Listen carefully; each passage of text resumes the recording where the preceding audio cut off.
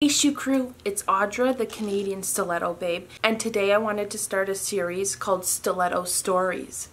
Some of the pairs of heels I have a little backstory behind them, and I thought it would be fun to share with you while I show footage of me putting on the heels and modeling them for you.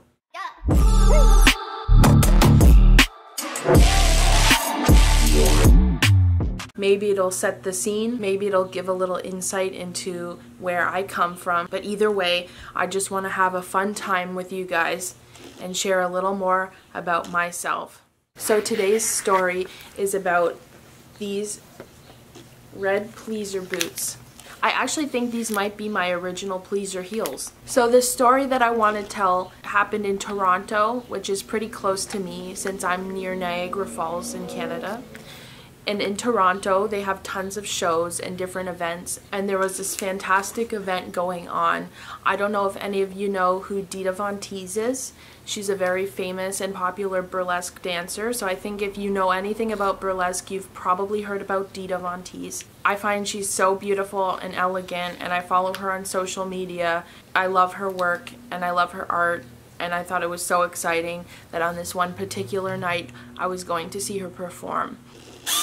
So, full disclosure, the event was held by a local leather company. They sold leather and latex wearable goods, different garments, and they have a tendency to throw parties in Toronto and really engage with the fetish and kink community.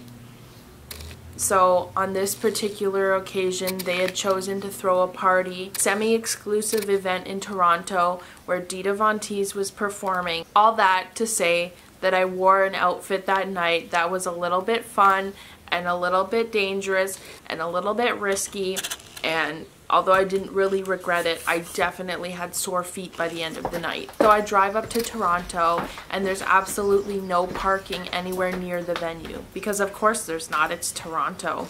And if you don't know, Toronto's notorious for not having, you know, a very car-friendly city. So we finally find parking, and it's about a 10-minute walk away. Now, I only brought these heels. I didn't bring any other shoes. And at that time, I was pretty unfamiliar with the heels, so walking was quite awkward and slow. But I did make it.